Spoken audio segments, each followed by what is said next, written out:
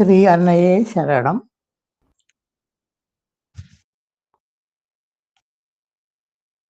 ஓம் நமோ பகவதே ஸ்ரீ அரவிந்தாய. ஓம் ஆனந்தமயி சைதன்யமயி சத்யமயி பரமே. ஓம் தத் சவிதுஹு வரம் ரூபம் ஜோதிஹி பரஸ்ய தீமஹி யன்னஹ சத்யேன தீபயேத். Let us meditate on the most auspicious form of Savitri, the best form of Savitri, the light of the Supreme, which shall illumine us with its truth. Om Sri Aurobindo Mira, open my mind, my heart, my life to your light, your love, your power. In all things may I see the divine. A miracle of the Absolute was born. Infinity put on a finite soul. All ocean lived within a wandering drop. A time-made body housed the illimitable. A mighty transformation came on her, a halo of the indwelling deity.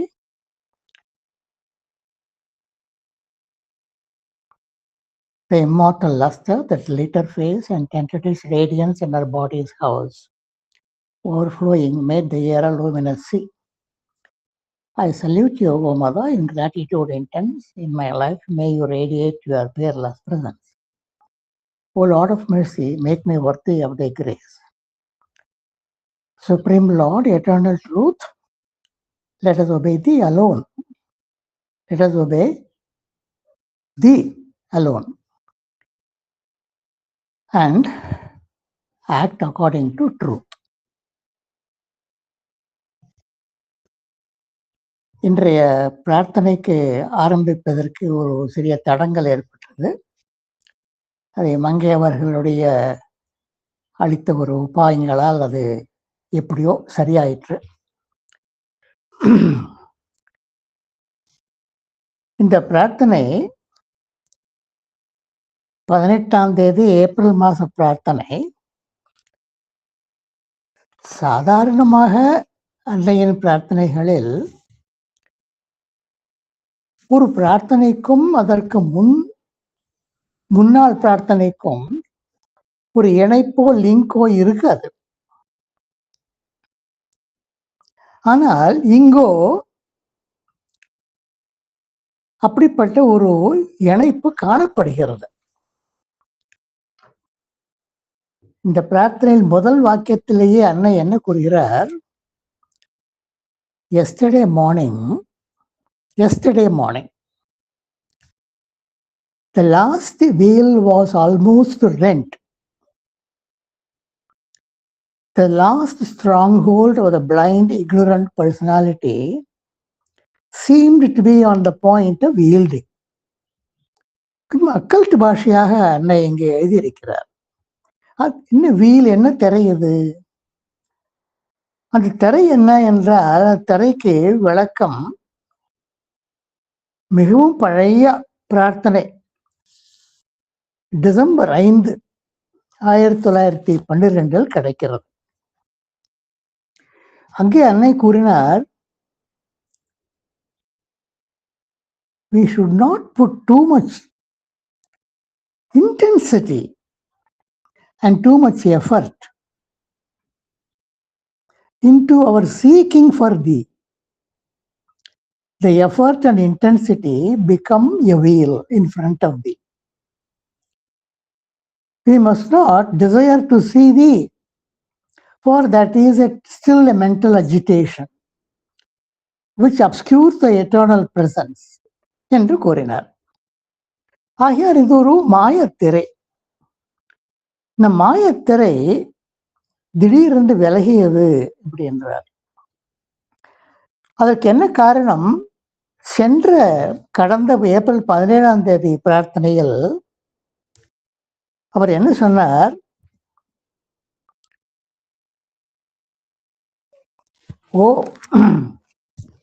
எந்த சந்தர்ப்பத்திலும் சூழ்நிலையிலும் உனக்கா இருப்பதை தவிர இந்த நான் என்னும் மனப்பான்மைக்கு வேறு எந்த நிலையிலும் நிலைப்பாடும் இல்லை என்பதை மறக்கலாகாது என்று சொன்னார்.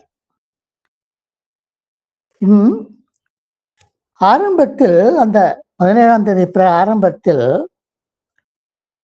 in action the personality is the inevitable and indispensable intermediary of thy will and thy forces என்று சொன்னார். அதாவது செயல்படும் பொழுது இந்த பர்சனாலிட்டி, இந்த ஜீவன், பிரகிருதிமய ஜீவன், பிராணமய, சரீரமய, மனோமய முக்குணங்கள், புலன்கள் எல்லாம் சேர்ந்து இணைந்துள்ள ஜீவன், அதற்கு ஒரு உன்னுடைய சங்கல்பத்தை இங்கே நிறைவேற்றுவதற்கு, உன்னுடைய சங்கல்பத்திற்கு ஒரு ஏவலாளாக இங்கு செயல்படுவதற்கு தேவைப்படுகிறது என்று கூறினார். ஆனால் அந்த ஐக்கு ஒரு என்ன ஒரு அதை ஒரு பர்னிஷஸ் இல்யூஷன் என்று அன்னையை தெரிவிக்கிறார். ஒரு கெட்ட ஒரு மாயை அது. என்ன இருந்தாலும் எது மிகவும் தீவிரமாக, தீர்மானமாக விளக்கப்பட வேண்டுமோ அது இந்த இல்லியூசரி சென்சேஷன் செப்பரேட் ஆய் என்று கூறினார். இந்த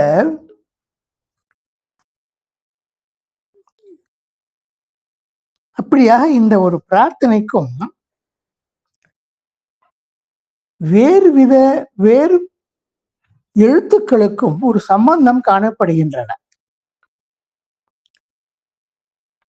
அந்த காலத்தில் ஒரு மருத்துவர் வந்தார். அவர் ஃபேமிலி டாக்டராக இருப்பார். அவர் வந்தால் முதலில் நாடியத்தான், பல்ஸ் தான் பார்ப்பார். அந்த பல்ஸிலிருந்து, அதிர்வுகளிலிருந்து அவர் சில என்ன குறித்து கொள்ள வேண்டுமோ அது மனதில் பதிவாகிவிடும். சரி, வாயை திறந்த நாக்கை பார்த்தால் அதில் இருக்கிற கோட்டிங் கவனித்து வயிறு கோளாறா அல்லது மலச்சிக்கலா என்பதெல்லாம் அவருக்கு தெரிந்துவிடும். ஒரு ஆயுர்வேத நாடி வைத்தியன் அவனும் என்ன செய்வான், கண் கீழ்ப்புறையமை கீழ் நோக்கி அது எவ்வளவு தூரம் சிவப்பா இருக்குது என்பதை கவனிப்பான். அவன் நாடியை பார்க்கும்போது அவனுக்குடைய திறமையின் காரணமாக இந்த நாடியுடன் கர்ப்ப நாடியும் மெல்ல ஒலிக்கிறது என்றெல்லாம் நினைப்பான். அப்படிப்பட்ட உள்ளார்ந்த அதிர்வுகள் இந்த பிரார்த்தனையில் நாம் காண கிடைக்கின்றன. இந்த ஒரு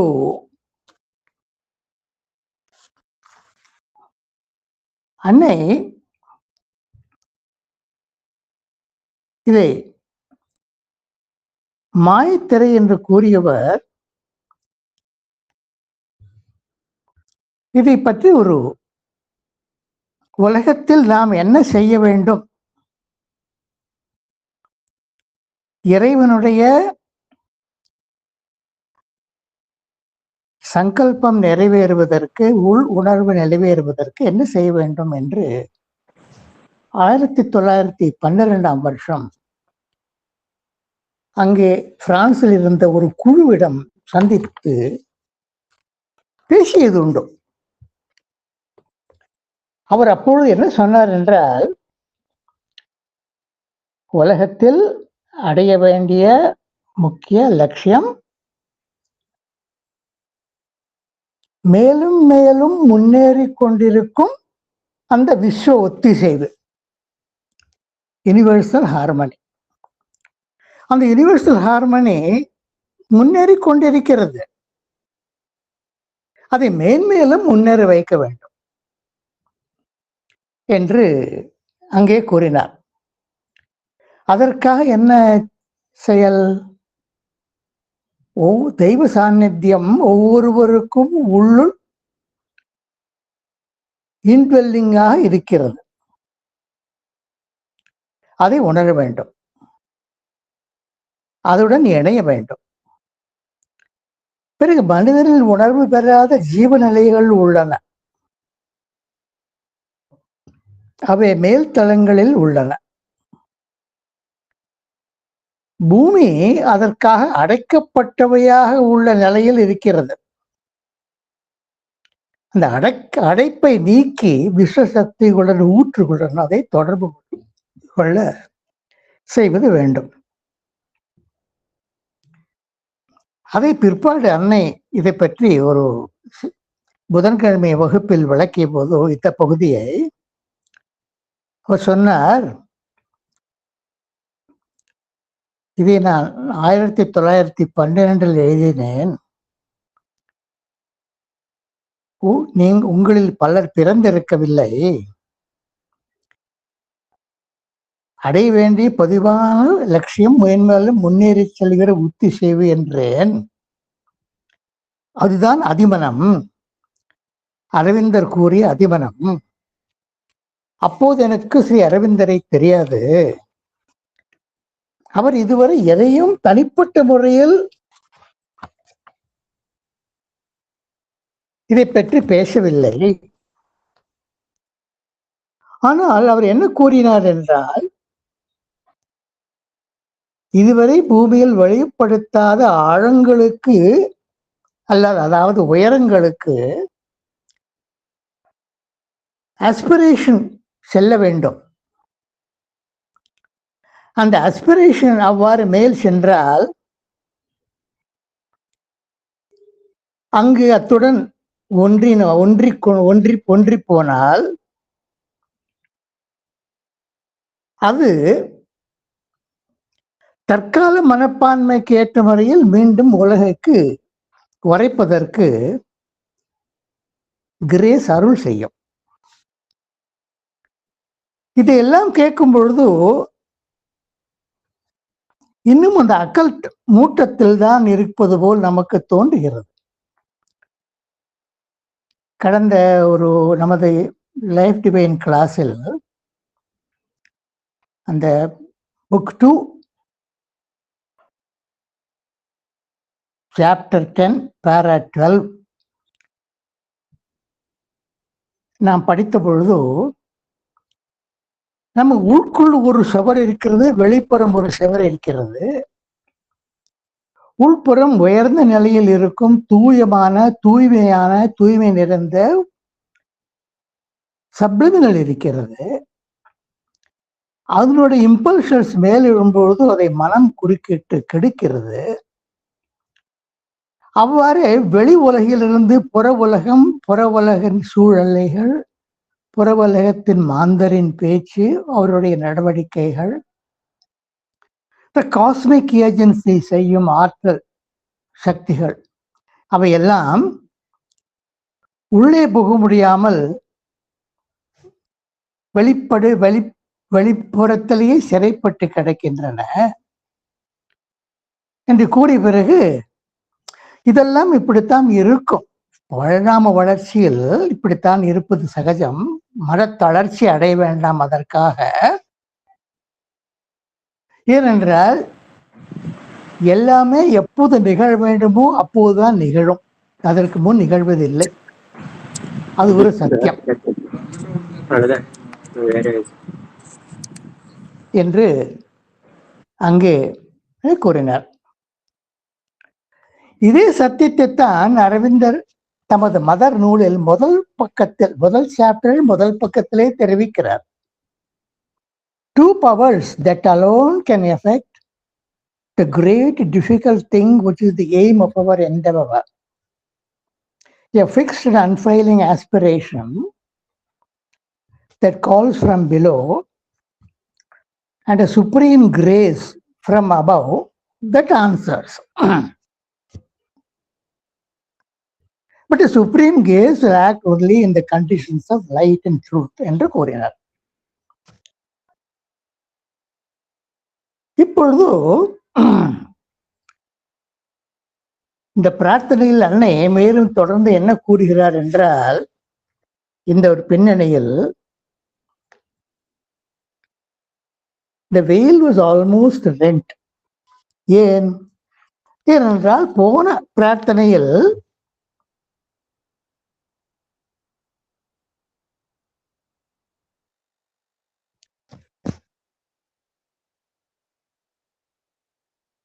உனக்காக இருப்பதை தவிர இந்த நான் என்னும் மனப்பான்மைக்கு வேறு எந்த நிலைப்பாடும் இல்லாமல் இருக்கும்படி நாம் முயன்று கொண்டே இருக்க வேண்டும், தீவிரமாக அதை கட்டுப்படுத்த வேண்டும் என்று கூறினார்.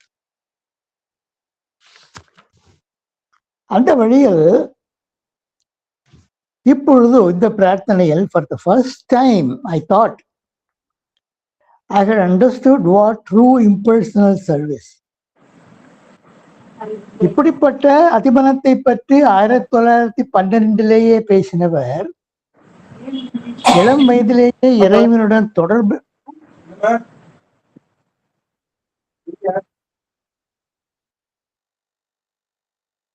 தொடர்பில் இருந்தவர்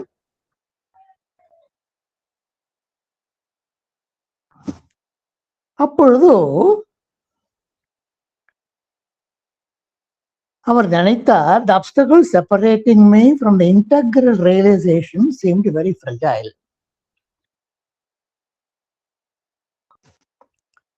அதையே வேறொரு சந்தர்ப்பத்தில் அன்னையை விளக்குவார். It was on the point of disappearing, definitively திடீர்னு மறைவதற்கு ஒரு சாத்தியக்கூறுகள் இருந்தன, ஆனால் மறையவில்லை. ஏன் மறையவில்லை அப்பா என்றால் அதற்கு அன்னையே விளக்கியது உண்டு. என்ன விளக்கம் என்றால்,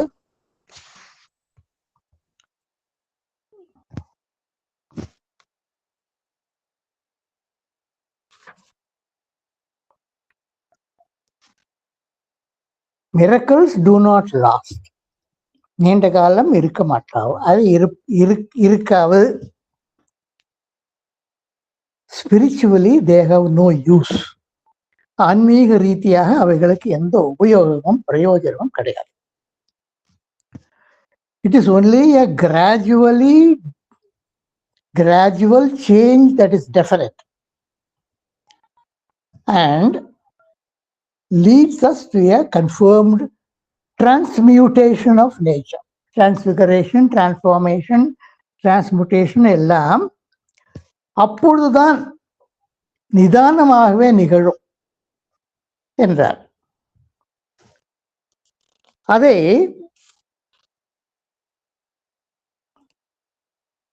பண்டிட் அவர்கள் மேலும் விளக்கும் பொழுது தனது சர்வீஸ் லெட்டர் 1994 அசுபதி நமக்கு நினைவுபடுத்துகிறார்.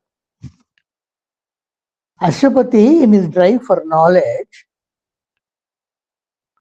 wipes out the lines of reason. He breaks the small earth bounds, goes beyond the limitations of the earth, and walks freely with abandon in a vaster, freer air. Then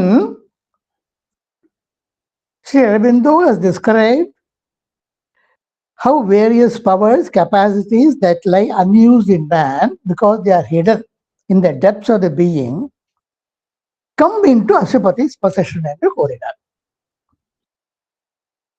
இப்பொழுது அவ்வளவு ஆழத்துக்கெல்லாம் செல்லாமல் அன்னை என்ன விளக்கம் கொடுத்தார் என்றால், வேல் கிட்டத்தட்ட அறுந்து விழுந்து விட்டது, ஆனால் மீண்டும் விரித்து கொண்டது. ஏனென்றால் எனக்கு புற உலகில் நடக்கும் நிகழ்வுகளை குறித்து உடனுக்குடன் கவனம் செலுத்தும்படி நிர்பந்தம் ஏற்பட்டது. நம்ம இங்கே அந்த உடனுக்குடன் புற நிலவுகள் என்ன என்பதை சற்று உன்னிப்பாக கவனித்தால், இது ஏப்ரல் மாதம் 18ஆம் தேதி பால் ரிச்சர்ட் பாண்டிச்சேரிக்கு பயணம் பண்ணதுக்கு நோக்கமே அங்கு இருக்கும் எலெக்ஷனில் பங்கு கொண்டு பிரெஞ்சு அசம்பிளியில் ஒரு டெபுட்டியாக பணி செய்ய வேண்டும் என்பதை. ஆனால் அங்கே அவருக்கு பாண்டிச்சேரியில் எவரையும் தெரியாது, எந்த ஏற்பாடும் இல்லை, எந்த ஒரு அவர் சார்ந்த குழுவும் ஒன்றும் இல்லை. அரவிந்தர் மிகவும் முயற்சி செய்தார் கால் ரிச்சர்ட் ஜெயிப்பதற்கு. சந்திரநாகூரில் ஓட்டு சேகரிப்பதற்கு மோதிலாலுக்கு கடிதம் எழுதினார்.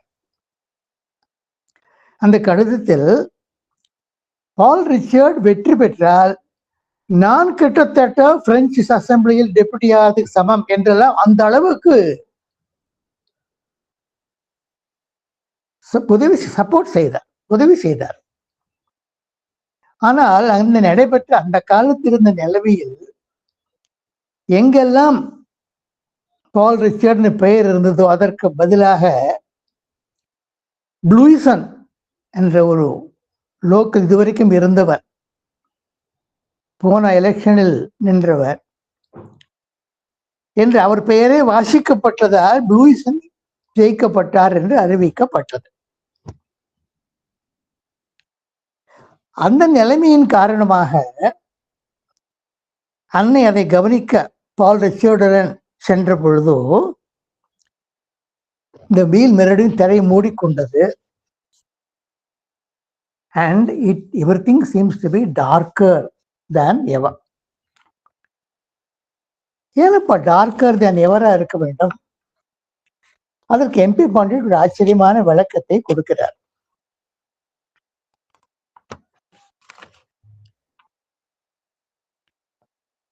Once you have known, when once one has seen light, the darkness to which one was normally accustomed becomes unbearable.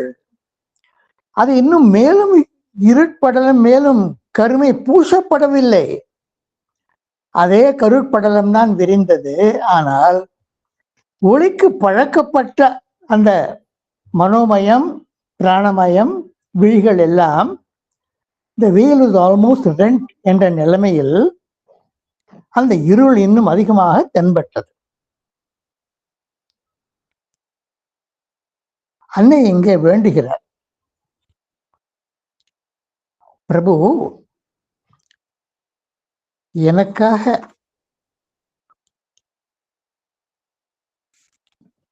will thou not, then it may escape at last from ignorance and become one with thee. இந்த அறியாமை படலத்திலிருந்து விலக்கி உன்னுடன் சேர்ந்து உனக்கு கருவியா இருப்பதற்கு நீ அருள மாட்டாயா? அன்னையே பிரார்த்தனைகள் இதை குறிப்பிடுவதும் உண்டு. எப்போதெல்லாம் அவர் இவ்வாறு இறைவனிடம் குரல் கொடுத்தாரோ அப்போது இறைவன் அவசரமின்றி சாவதானமாக உன்னுடைய கடமை உலகத்தில் இருக்கிறது, திரும்பிப்பார், look at the world, do your work there என்று கூறுவார். அதுதான் அன்னை, now that I have seen so well, seen you so well, known you so well, and also known what the work upon earth must be என்றால் 1912 உலகத்தில் என்ன நடக்க வேண்டும் என்று அரவிந்தர் அனுமானித்த அதிமனத்தை பற்றி அங்கேயா வேறு பாஷையில் அறிந்திருந்தார், வேறு பாஷையில் அதை அந்த பிரெஞ்சு குழுவுக்கு தெரிவித்திருந்தார். மறுபடியும் ஏன் என்னை இந்த அறியாமையிலும் மாயிலும் தள்ளினாய் என்று கேட்டார். அதற்கு நேரடியா இறைவன் பதில் சொல்லாவிட்டாலும் அந்த அவரே அதற்கு விளக்கிய no sudden transformation, every transformation has to happen. Miracles are not spiritual, they don't last, they have no use. Gradual change is more definite என்று அவர் கூறிய பதிலே அவருக்கு சமாதானம் கூறும்படியாக அமைந்திருக்கிறது. அன்னை கூறிய விளக்கமே இப்பொழுது அவர் எடுத்த குரலுக்கு சமாதானம் கூறும்படியாக அமைந்திருக்கிறது. Why this night after night, after so great and pure a light?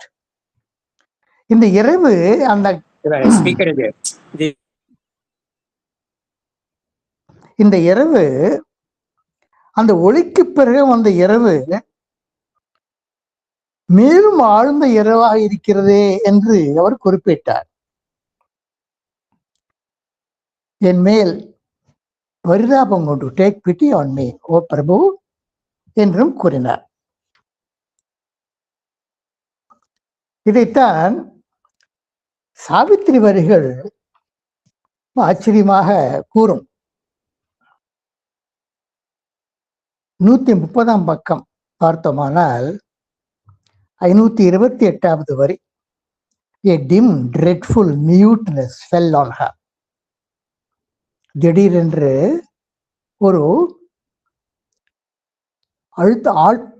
திணிக்கப்பட்ட மௌனம். Abolished was her subtle mighty spirit. அவருடைய இன்னர் தெய்வீகம், ஆன்ம சக்தி அழிக்கப்பட்டது. இன்னொரு வரி,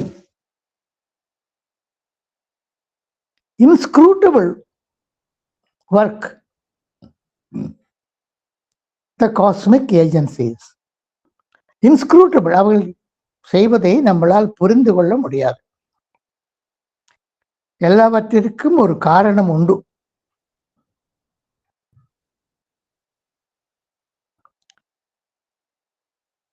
You can reject fate and it will be entered in your credit page என்றார் நாரதர் அஸ்வபதியின் ராணிக்கு. Only the fringe of a wide surge we see. பெரும் அலையுடன் பொங்கி எழும் ஒரு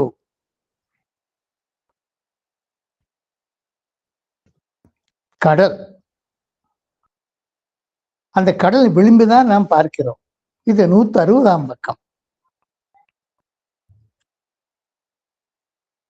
The wheel is torn, the thinker is no more. அந்த wheel திறக்கப்பட்டு விட்டால் யோசனை செய்யும் என்று ஒரு பிரகிருதி இல்லாது போகிறார். திறந்து விட்ட பிறகு என்ன ஏற்படுகிறது? இந்த ஸ்பிரிட், ஆத்மன் பார்க்கிறது. and all is known. அது பார்க்கும் பொழுதோ அதனுடைய வெளிக்கு அது 4 புறமும் பார்க்கும், மிக உயரத்திலும் பார்க்கும். ஆனால் உலக நிலையில் என்ன ஒரு கஷ்டம் என்றால், பரிணாம வளர்ச்சியில் எல்லாவற்றிற்கும் அதனதன் காலத்தில்தான் ஏற்படும், நிகழும் என்பது சத்தியமாதலால் அதற்கு எக்ஸப்ஷனே இல்லாதிருப்பதால் truth stares and does her work with bandaged eyes.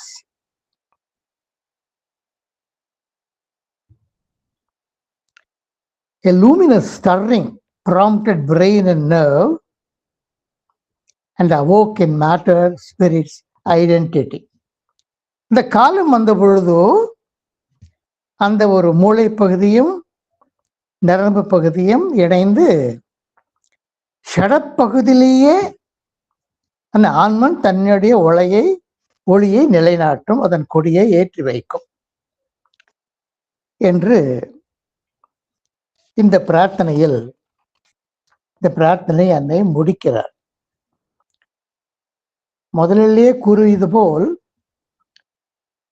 பல வீச்சுக்கள், உள்வீச்சுக்கள் கொண்ட பிரார்த்தனை, பல அதிர்வுகள் கொண்ட, பல வைப்ரேஷன்ஸ் கொண்ட பிரார்த்தனையாக இருப்பதை நாம் கவனித்தோம்.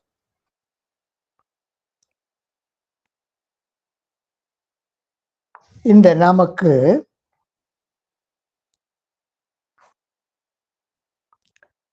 இதைத்தான் அன்னை மீண்டும் 28ஆம் தேதி நவம்பர் 1913 பிரார்த்தனையில், O Divine Master, grant that today may bring to us a complete consecration to thy will, integral gift of ourselves to thy work, a more forgetfulness of self என்று கூறினார். தன்னை மறந்து, தன்னுடைய மறந்து இறைவனுக்காக மட்டுமே அதைத்தான் வேறொரு சந்தர்ப்பத்தில் பங்களாதேஷ் பறக்கும் காலத்தில் அந்த 1971 அப்பொழுது அந்த எழுச்சியில் குழப்பத்தில் supreme Lord eternal truth let us obey thee alone and live according to truth. Live according to truth என்னால் என்ன உட்பொருள்? That we must think like the divine. We must feel like the divine. We must act like the divine. இந்த மூன்றும் நமக்கு divine என்ன செய்வாரு நமக்கு எப்படி தெரியும்? நமக்கு தெரிய வரும். எப்படி என்றால் நமக்கென்று ஒரு விருப்பச்சார்பு, ப்ரிஃபரன்ஸ், ஒரு டிசையர், அந்த ஒரு நீங்கினால், அது இல்லாவிட்டால் அந்த இடத்தில் இறைவனுடைய ஒளி புகுந்து நமக்கு என்ன செய்ய வேண்டும் என்பதை நமக்கு அறிவுறுத்தும். அதைத்தான் சொன்னார். நாம் we should avoid the least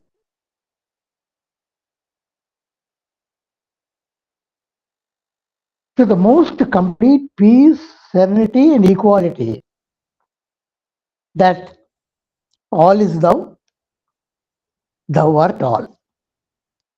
அழிக்க முடியாத the basic last line, the bottom line, all is thou, thou art all. ஓம் நமோ பகவதே. ஓம் ஸ்ரீ மாதாரவிந்தக சரணம் மம. அதுதான். No tension. Thou. Nothing but thou. Without any analysis or any objectivizing என்று கூறினார். இப்படியாக இந்த ஒரு கடினமான பிரார்த்தனையை அதற்கு முன்னாள் அவர் எழுதிய 17ஆம் தேதி ஏப்ரல் மாத பிரார்த்தனையுடன் இணைந்து நாம் சிரமப்பட்டு கற்றுக்கொண்டோம். பல்வேறு சம்பந்தப்பட்ட நூல்களை எல்லாம் அங்கே கிடக்கும் வாக்கியங்கள் எல்லாம் சேர்த்து கொண்டு நம்மை தெளிவில் ஆழ்த்திக்கொள்ள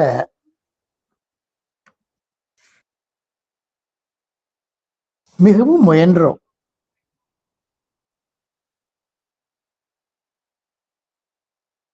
இதெல்லாம் அடுத்த மாதம் நாம் காணவிருக்கும் 19ஆம் தேதி ஏப்ரல் மாத பிரார்த்தனையில்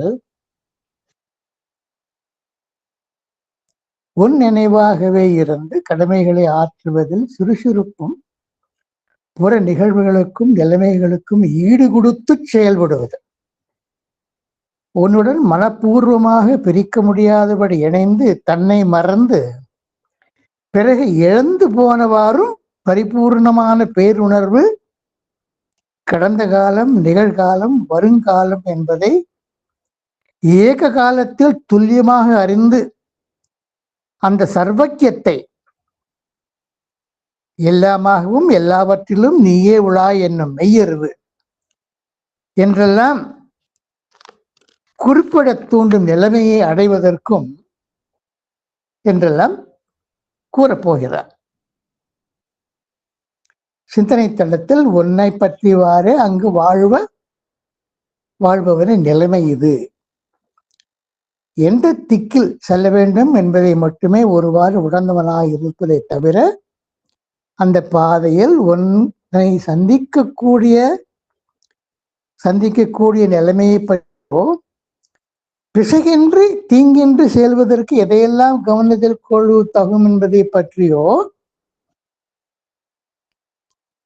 சிந்திக்க அவசியமில்லாத நிலை அடைவது என்று கூறப்போகிறார். இதுவே இந்த ஒரு சற்றே அக்கல்ட்டாக இருந்த பிரார்த்தனையின் அக்கல்ட் துனி, அந்த ஸ்ருதி அங்கேயும் தெளிக்கும். அதை அடுத்த மாதம் நாம் கவனிப்போம். ஏனென்றால் இதுதான் சத்தியம். Annexed to the divinity the mortal scheme. இதுதான் சத்தியம். இத்துடன் இந்த தடங்களுடன் ஆரம்பித்த பிரார்த்தனையை முடித்துக் கொள்வோம். உங்களுடைய கருத்து, நீங்கள் வேறு எதையாவது பகிர்ந்து கொள்ள விரும்பினால் அதையெல்லாம் கூறுவதற்கான நேரம். நண்பர்கள் தங்களுடைய கருத்துக்கள், விளக்கங்கள் ஏதாவது இருந்தால் பகிர்ந்து கொள்ளலாம்.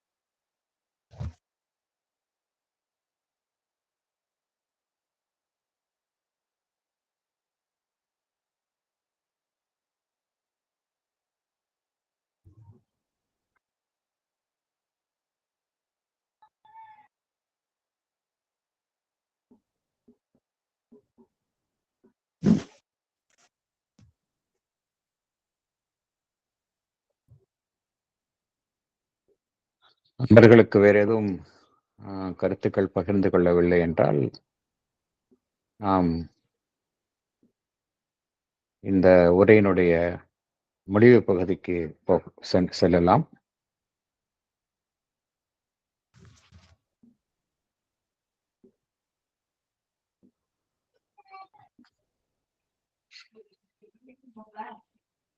நன்றி திரு எம்கேஆர் சார் அவர்களுக்கு. அன்னையினுடைய அருமையான ஒரு பிரார்த்தனை. இந்த பிரார்த்தனையை எம்கேஆர் சார் சொன்னது போல நாம் அதற்கு முந்தைய தின பிரார்த்தனையுடன் இணைத்து பார்க்கும் பொழுது தான் ஓரளவு இதை புரிந்து கொள்ள முடிகின்றது. முந்தைய தின பிரார்த்தனையில் அன்னை என்ன கூறுகின்றார்கள் என்றால்,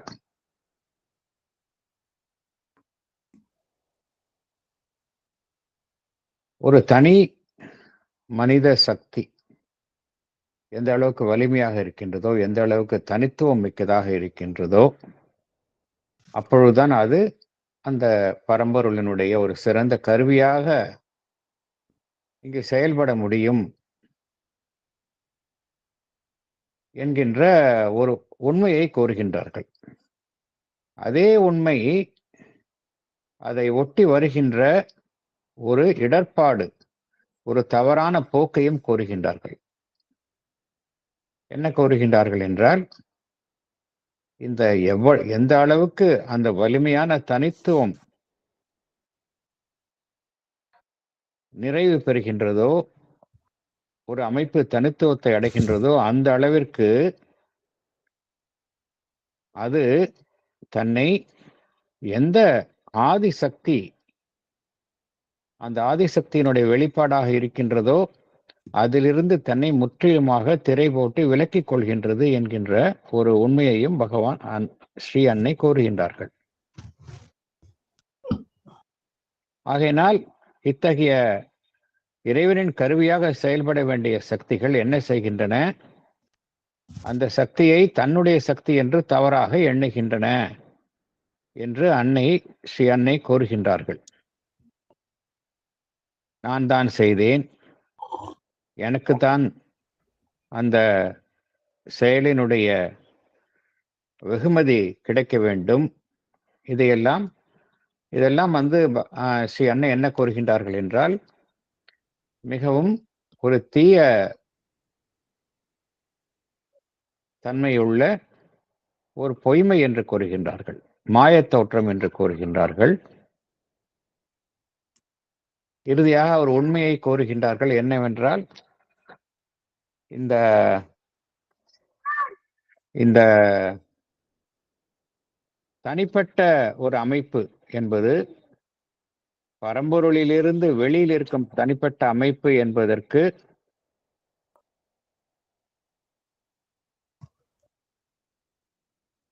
இப்படிப்பட்ட ஒன்று எதுவுமே கிடையாது. அது அதற்கு எந்த விதமான உண்மைத்தன்மையும் கிடையாது என்கின்ற ஒரு உண்மையை கூறுகின்றார்கள். இந்த உண்மையை நாம் எந்த தருணமும் மறந்துவிடக்கூடாது என்று கூறுகின்றார்கள். பின்பு இந்த ஏப்ரல் 18ஆம் தேதி கூறியுள்ள பிரார்த்தனையில் இந்த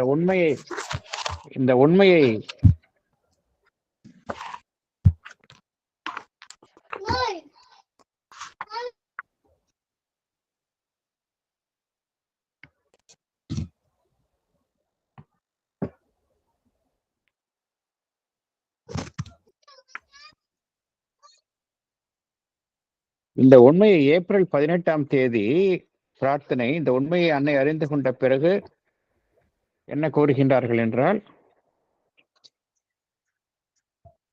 இந்த உண்மையை நான் அறிந்து கொண்டவுடன் அந்த கடைசி திரை விலகியது என்கின்ற கருத்தை கூறுகின்றார்கள். தனித்துவம் இல்லாத அந்த ட்ரூ இம்பர்சனல் சர்வீஸ், தான் என்கின்ற எண்ணம் இல்லாமல் இறைவனோடு இரண்டர கலந்த ஐக்கியம் உள்ள ஒரு சேவை, ஒரு என்ன என்பதை நான் உணர்ந்தேன் என்று கூறுகின்றார்கள்.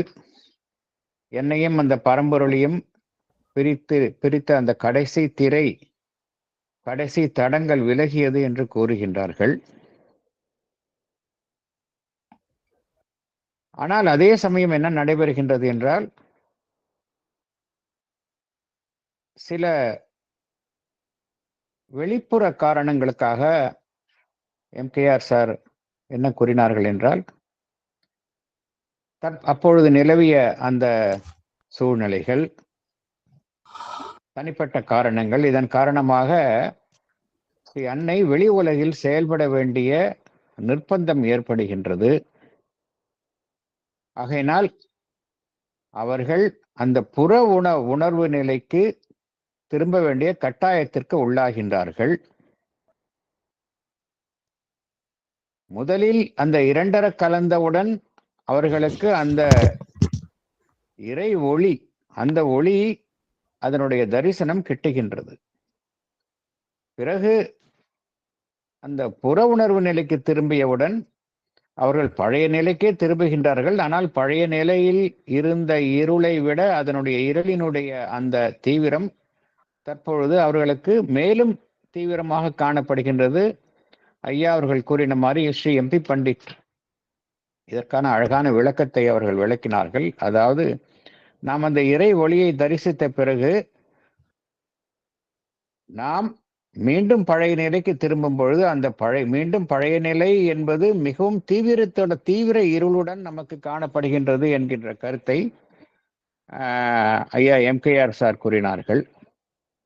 ஆகையினால ஸ்ரீ அன்னையினுடைய ஒரு ஆதங்கம், ஏன் நான் அந்த உணர்வற்ற நிலைக்கு, அந்த மாபெரும் ஒளியை தரிசித்தவுடன் ஏன் நான் மீண்டும் அந்த உணர்வற்ற நிலைக்கு நான் கீழ் வீழ்ந்தேன் என்கின்ற ஒரு கேள்வியை ஸ்ரீ அன்னை கேட்கின்றார்கள். என்னை இந்த நிலையிலிருந்து எப்பொழுது நான் விடுவிக்கப்படுவேன் என்கின்ற கேள்வியையும் அந்த பரம்பொருளிடம் ஸ்ரீ அன்னை கேட்கின்றார்கள். இந்த உலகத்தில் நான் செய்ய வேண்டிய வேலை என்னவென்று தெரிந்துவிட்டது. ஆதலால் எப்பொழுது அந்த சித்தி கிட்டும் என்றும் கேட்கின்றார்கள்.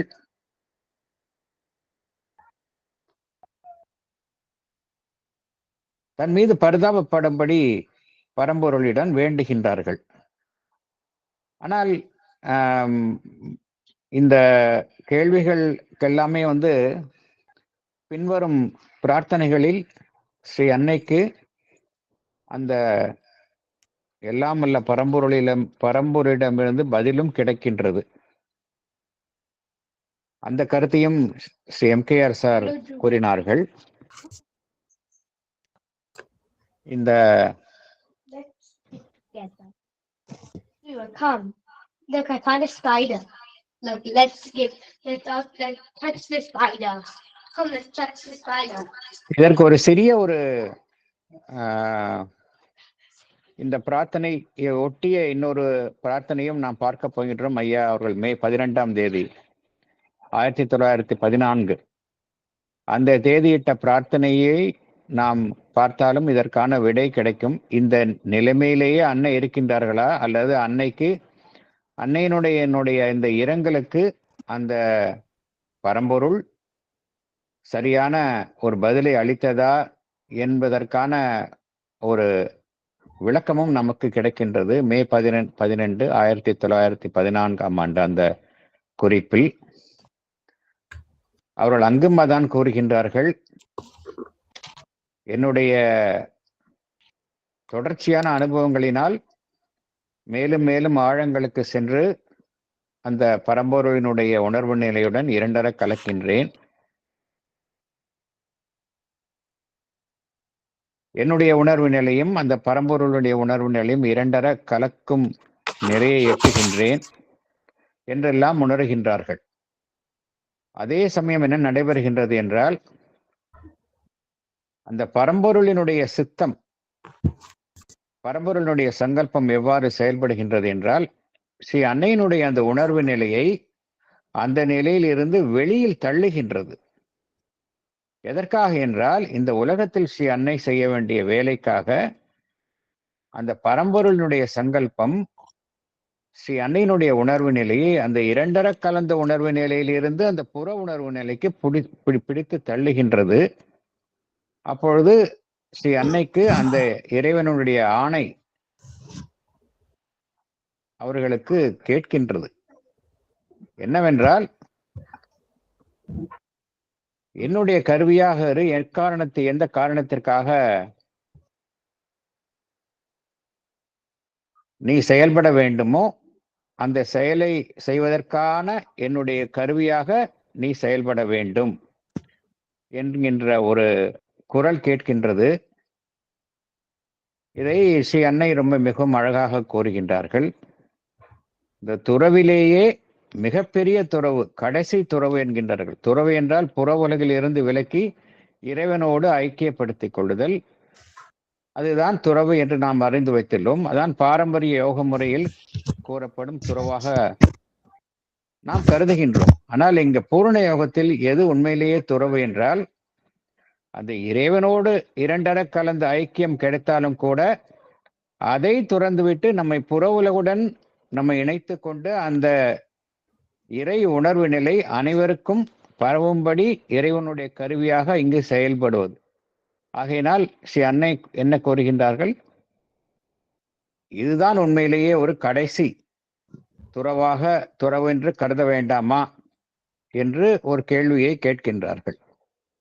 ஆகையினால அன்னையினுடைய கேள்விக்கு இந்த ஏப்ரல் 18 1914ஆம் ஆண்டு ஸ்ரீ அன்னை ஆதங்கத்துடன் எழுப்பிய அந்த கேள்விக்கான பதிலை